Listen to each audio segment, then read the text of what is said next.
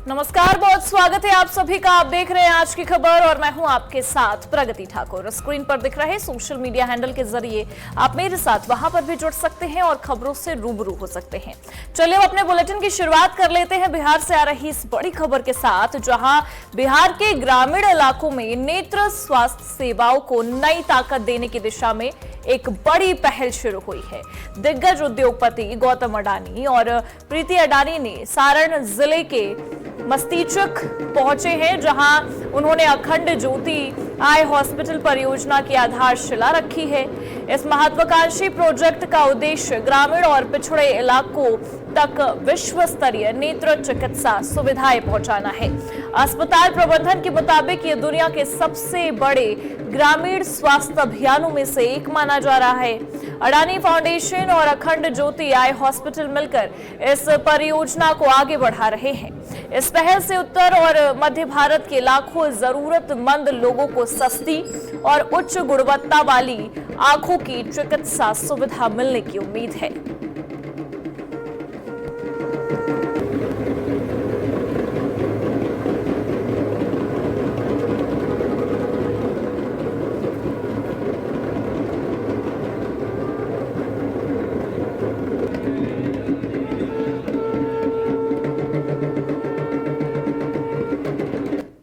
जो अखंड ज्योति के साथ में जो हमारा नाता, ये लास्ट 3 महीने की मेहनत और हमारे सदस्य लोग भी यहाँ आए, देखे कि उनका किस तरह से एडमिनिस्ट्रेशन चल रहा है, किस तरह से काम कर रहे हैं, और हम काफ़ी प्रभावित हुए।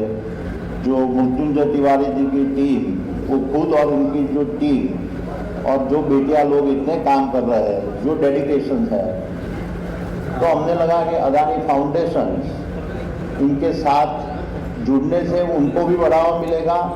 दूसरा, हम लोगों का बिहार के अंदर काफ़ी इन्वेस्टमेंट और बिहार के प्रति मेरी इच्छा है कि बिहार को किस तरह से प्रगति के पथ के ऊपर और बढ़ावा दिया जाए। तो इसके साथ शुरुआत है। दूसरे प्रांत और दूसरे डिस्ट्रिक्ट के अंदर, बिहार के दूसरे डिस्ट्रिक्ट के अंदर भी हम अखंड ज्योति के माध्यम से जो ये व्यवस्था चल रही है वो उसको आगे बढ़ावा देंगे हम। और वहीं कृष्ण अवतरण फिल्म में भगवान श्री कृष्ण की भूमिका निभाने वाले अभिनेता सिद्धार्थ गुप्ता पूरी टीम के साथ वृंदावन पहुंचे हैं। टीम ने ठाकुर राधा रमण मंदिर में दर्शन पूजन किया है। इसके बाद मंदिर में टीम ने आध्यात्मिक संत से मुलाकात कर फिल्म के विषय और भारतीय संस्कृति पर भी गहन चर्चा की है। अभिनेता सिद्धार्थ गुप्ता ने वृंदावन आगमन को अपने लिए सौभाग्य और गर्व का क्षण बताया है। तो वहीं फिल्म को लेकर टीम का ये भी कहना है कि ये सिर्फ मनोरंजन नहीं बल्कि श्री कृष्ण की लीलाओं और सनातन परंपरा से जुड़ने का माध्यम है। पहले तो कि मुझे कृष्ण भगवान की भूमिका निभाने का मौका मिला, और अब कृष्ण भगवान की भूमिका निभा रहे हैं तो ब्रजभूमि में आना तो बनता ही था। हमने यहाँ से अपनी शुरुआत करी है आज गुरुजी के साथ। गुरुजी से मिलने का सौभाग्य हुआ है। अब फिल्म प्रमोशन से ज्यादा मैं ये मानता हूँ कि ये एक भारत परिक्रमा है, हमारी आत्मा की शुद्धि। ये फिल्म हमने बनाई है एक बहुत अच्छे मैसेज के साथ, हमारे इतिहास को जता रहे हैं, दिखा रहे हैं आज की यूथ के लिए। और मुझे ऐसा लगता है कि अगर ये फिल्म बहुत लोग देखेंगे तो आज आने वाला यूथ काफी कुछ सीख सकता है। इसमें स्नान करने जाना, कृष्ण कथा स्नान करने को है, कृष्ण कथा पान करने को है। कृष्ण कथा जो है वो अगर अवतरण हो, उसका अवतरण, कृष्ण अवतरण का नाम क्यों दिया है कृष्ण अवतरण? कि आपके अंदर जीवन में, मन में, भाव में, बुद्धि में, भक्ति में कृष्ण का अवतार स्वयं प्रवेश कर कर बिल्कुल वैसा अनुभव आप अगर कर पाओ तो ये भारत में आज तक पहला ऐसा चलचित्र। देखो, मैं बार बार चलचित्र क्यों कह रहा हूं, वो फिल्म बोल रहा हूं, ब्रज में अच्छा ना लग रहा, मुझे अच्छा लग रहा है बोल रहा हूं कि मैं कहूं ये चलचित्र है, ये लीला चल रही है। हम कहते हैं ना, भगवान की लीला सतत चल रही है। ये बस चलने वाली लीला में एक और श्रृंखला है। आओ, ये मौका मिला है सब वैष्णवों को, भक्तों को, भारतवासियों को। और वहीं हरियाणा में मुख्यमंत्री नायब सिंह सैनी ने 10वीं और 12वीं के टॉपर्स से फोन पर बात कर उन्हें बधाइयां दी है। मुख्यमंत्री ने परीक्षा में बेहतर प्रदर्शन करने वाले छात्रों की सराहना करते हुए उनके उज्जवल भविष्य की कामना की। उन्होंने ये भी कहा कि हरियाणा सरकार हर कदम पर युवाओं के साथ खड़ी है और उन्हें आगे बढ़ने के अवसर भी दे रही है। तो वहीं छात्र सीएम से बात करने के बाद उत्साह और गर्व महसूस करते नजर आए हैं।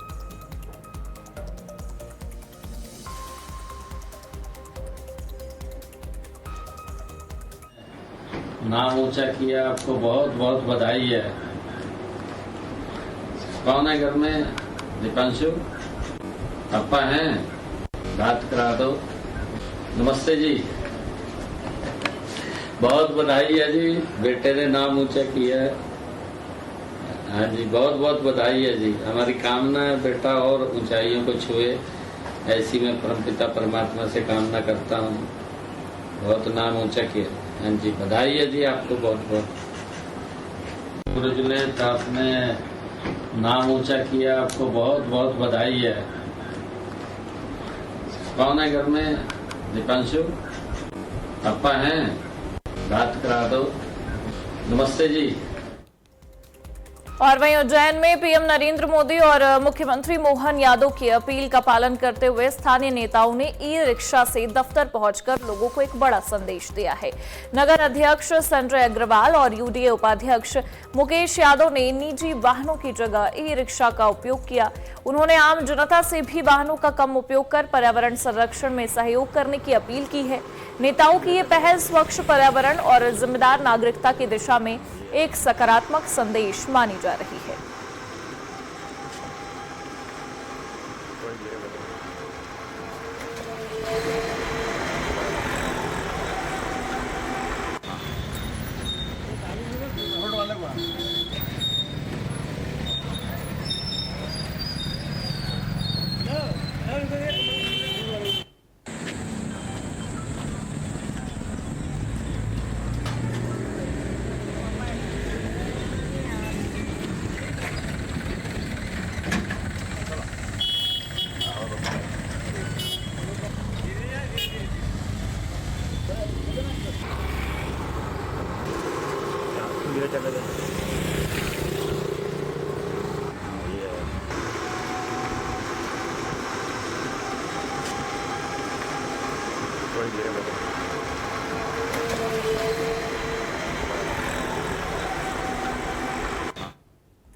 और वहीं दक्षिणी लेबनान एक बार फिर इजरायली हवाई हमलों से दहल उठा है। बता दें, लेबनान के हारुफ कस्बे में सिविल डिफेंस सेंटर पर हुए हमले में 6 लोगों की मौत हो गई है, जिनमें 3 पैरामेडिक भी शामिल हैं। लेबनान के स्वास्थ्य मंत्रालय ने इस हमले की पुष्टि करते हुए एक अन्य पैरामेडिक के गंभीर रूप से घायल होने की जानकारी दी है। इजरायली हमले के बाद इलाके में भारी तबाही और तनाव का माहौल बना रहा। इसी बीच कूटनीतिक मोर्चे पर बड़ी पहल भी देखने को मिली है। अमेरिका की मध्यस्थता में इजराइल और लेबनान 45 दिनों के युद्ध विराम को आगे बढ़ाने पर सहमत हुए हैं। दोनों देशों के बीच वाशिंगटन डीसी में हुई बातचीत के बाद ये घोषणा सामने आई है, लेकिन उसके बाद इस तरीके से हमले की तस्वीरें भी उजागर होती नजर आ रही हैं।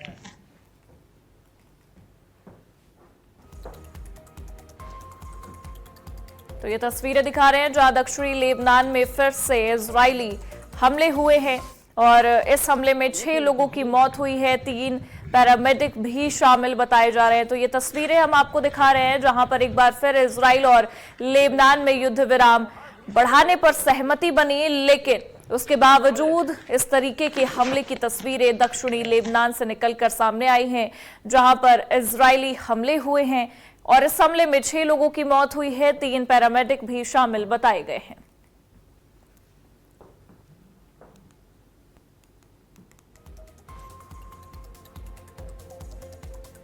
और वहीं पश्चिम बंगाल में सड़क पर नमाज को लेकर विवाद गहराता जा रहा है। सरकार के आदेश के बाद पुलिस ने सड़क पर नमाज पढ़ने से रोका तो मौके पर हंगामा शुरू हो गया।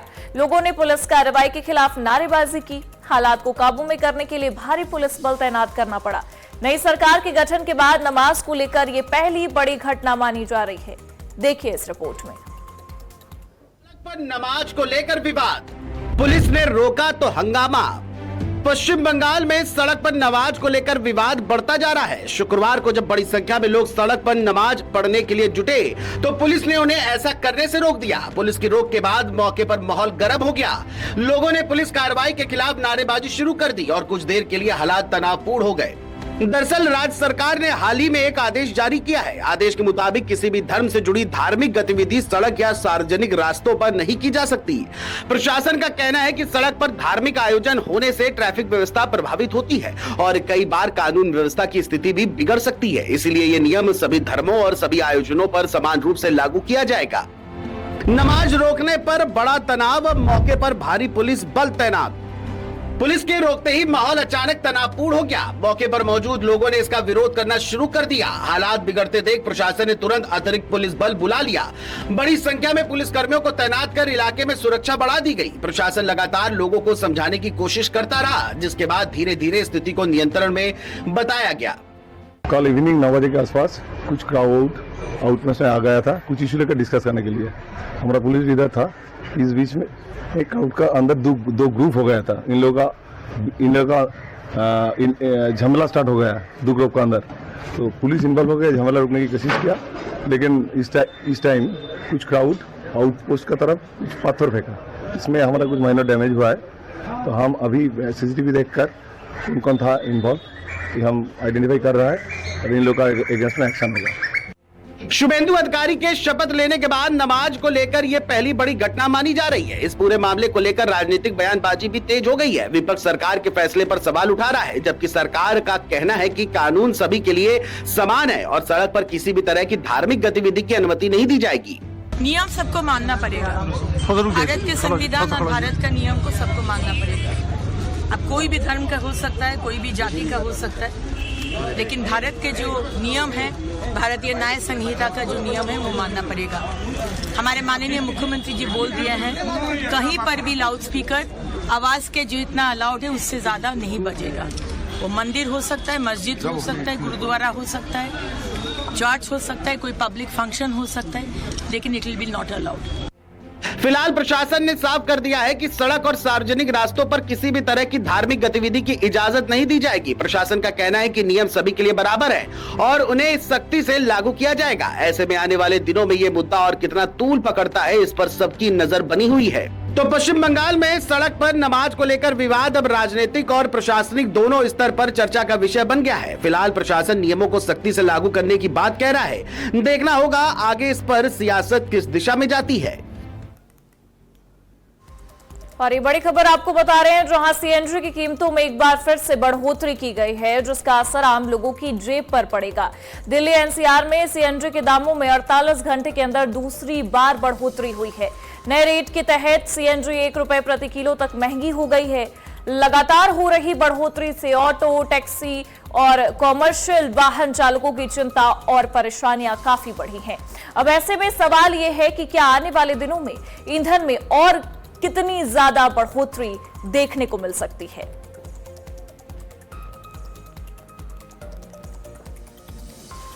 प्रधानमंत्री नरेंद्र मोदी अपने 5 देशों के दौरे के तीसरे चरण में आज स्वीडन पहुंचेंगे।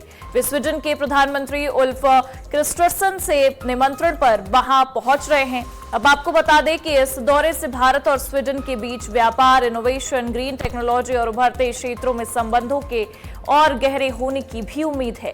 प्रधानमंत्री नरेंद्र मोदी अपने विदेश दौरे के दौरान स्वीडन में वॉल्वो के मुख्यालय भी जा सकते हैं। उनकी इस यात्रा को दोनों देशों के बीच रक्षा और व्यापारिक रिश्ते के लिहाज से अहम माना जा रहा है।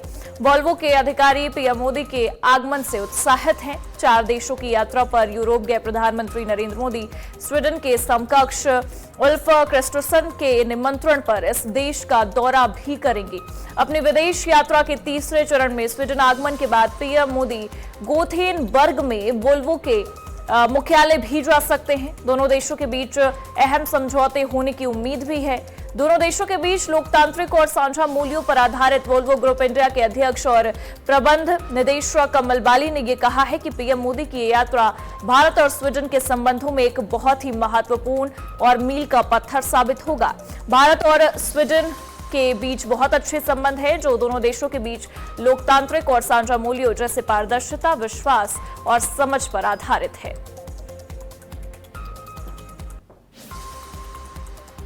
चले खबरों में आगे बढ़ेंगे, जहां जयपुर में राजस्थान की डिप्टी सीएम दया कुमारी ट्रेन से अजमेर के लिए रवाना हुई हैं। इस दौरान उन्होंने सार्वजनिक परिवहन के उपयोग और ईंधन बचत को लेकर एक बड़ा संदेश दिया। उन्होंने कहा कि मौजूदा भू राजनीतिक स्थिति में ईंधन बचाना हम सभी की जिम्मेदारी है। साथ ही प्रधानमंत्री की अपील का समर्थन करते हुए लोगों से सार्वजनिक परिवहन और साइकिल अपनाने की बात कही है। तो वहीं उन्होंने विपक्ष पर भी निशाना साधते हुए कहा है कि सही संदेश देना समय की जरूरत है। तो देखिए ये तस्वीरें जहां दया कुमारी ट्रेन से सफर करती नजर आ रही हैं। देखिए जैसे मुझे लगता है हम सभी की जिम्मेदारी है कि हम लोग जो जियोपॉलिटिकल सिचुएशन है, एक तरह से मैं मानती हूँ कि एक ग्लोबल सिचुएशन है, एक क्राइसिस है, जो हम लोगों को सबको मिलकर अगर हम लोग फ्यूल बचाएं तो मुझे लग रहा है उससे फर्क पड़ेगा। माननीय प्रधानमंत्री जी ने भी ये अपील की है पूरे देश को कि जितना हो सके हम लोग पब्लिक ट्रांसपोर्टेशन यूज करें, कार पूलिंग करें, साइकिल का इस्तेमाल करें, वॉक करें, और भी बहुत सारी बातें उन्होंने कही।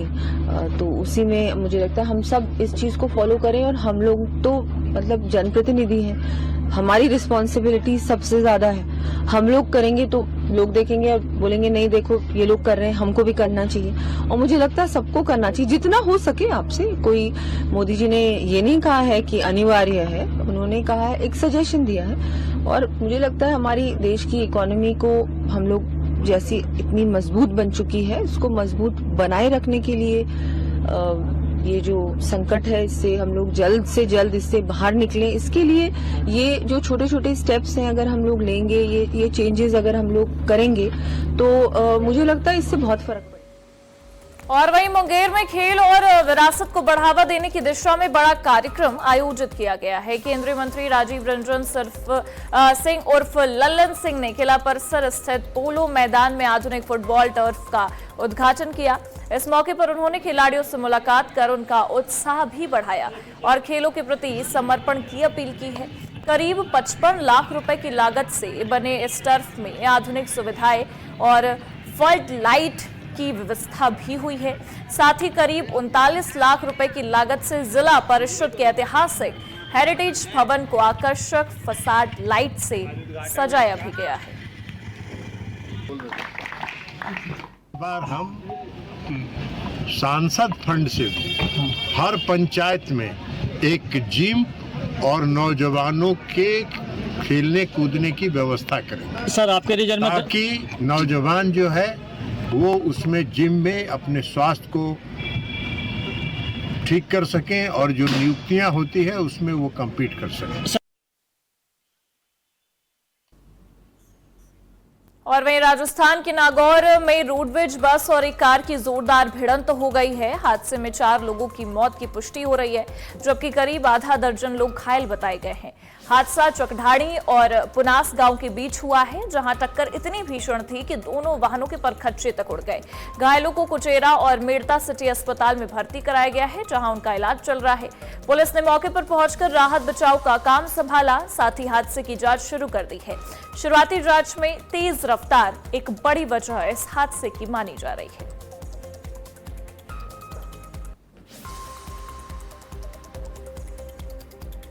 मध्य प्रदेश के धार स्थित भोजशाला परिसर को लेकर बड़ा न्यायिक फैसला सामने आया। मध्य प्रदेश हाईकोर्ट की इंदौर पीठ ने विवादित भोजशाला कमाल मौला परिसर को मंदिर घोषित किया है। अदालत ने हिंदू पक्ष को परिसर में पूजा अर्चना करने का अधिकार भी प्रदान कर दिया। फैसले के बाद भोजशाला परिसर में श्रद्धालुओं की भारी भीड़ उमड़ी और प्रार्थना का दौर शुरू हो गया। इस ऐतिहासिक फैसले के बाद प्रदेश की राजनीति और धार्मिक हलकों में भी हलचल काफी तेज है।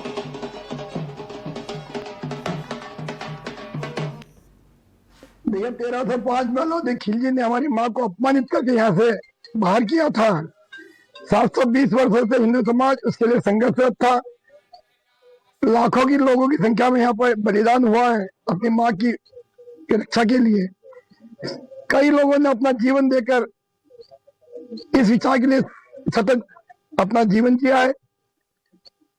1952 में हमारे पूर्वजों द्वारा महाराजा भोज स्मृति समिति बना करके राजा भोज के विचारों को महावाग देवी भोजशाला की मुक्ति के बीच को रोपित किया था और यह संघर्ष 720 वर्षों सतत चलते हुए आज हमने हाईकोर्ट के माध्यम से इस भोजशाला पर लगे कलंक को धोया है। कल तक जिस भोजशाला को कमल मौलाना मस्जिद के नाम से जाना जाता था, अब यह भोजशाला मां सरस्वती कंठाभरण के रूप में जानी जाती है। और इसी के साथ फिलहाल के लिए इस बुलेटिन में बस इतना ही। देश और दुनिया की तमाम बड़ी खबरों के लिए आप देखते रहिए आज की खबर।